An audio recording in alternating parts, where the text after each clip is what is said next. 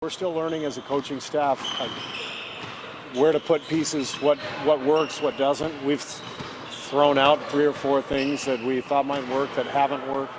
I think Steph has probably had the biggest adjustment of all of our players with Kevin's arrival. I think if you look at it from a practical standpoint, he's doing great. I mean, his numbers are still fantastic. 40% from 3 and 24 points a game. We can help him. I can certainly put him in a better position to get going, which I will.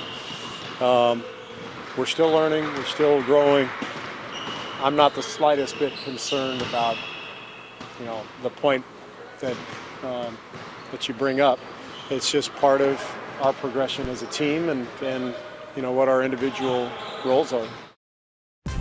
First and foremost, Tim, an accurate assessment or not from the head coach Steve Kerr that they're still learning and Steph is struggling? Well, his points are down almost 6 points a game, right? That's because Kevin Durant's leading this Golden State Warriors team in scoring over 26 points a game. So you figure guys' numbers are going to drop. Clay's averaging over 20, but that's just, he had that freakish game where he had 60. That really helps out the average. That bumps it a few points or two. But did you watch Christmas Day? Did you watch the games? Yeah, I watched the game. Doesn't matter. Everything we talk about every night, I'm sorry, I know I get paid for it. It's a giant waste of time. The Warriors are going to play the Cavaliers in the finals. I am sure of that as any bet as I've ever made in my whole life. Like, there's no doubt about it. That game, and it was a regular season game, was on a whole nother level than any other game that I've watched all season long. So, yes, I think the biggest thing for Steve Kerr is going to be ironing out the lineup. When does Ian Clark play? How many minutes does Iguodala play? Do they need to go pick up another veteran to come off the bench? Because that's probably their biggest weakness right now is their bench, because there's in my mind, such a huge drop-off from starters to bench. So you see untapped potential for this team, but maybe not with fixing the efficiency of Steph Curry back to his MVP level, but fortifying the depth of the roster. That would be the biggest way for, as Kerr said, this team to reach its ceiling? I think so. I mean, I have a problem when JaVale McGee's out there playing minutes. Okay. I don't think he's a worthy player. I'm not sure if Ian Clark's going to be your answer, even though he's played pretty well this year.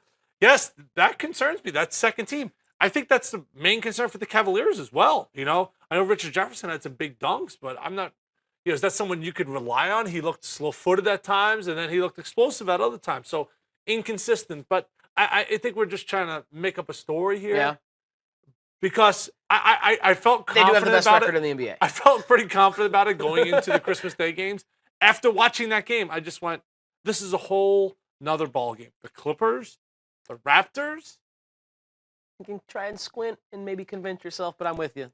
Cavs and Warriors, a foregone conclusion, part 3. If you are a Warriors fan and you see some untapped potential in this team, let us know what you would do to make sure they reach that ceiling that Steve Kerr is referencing. Use the hashtag #TheRally.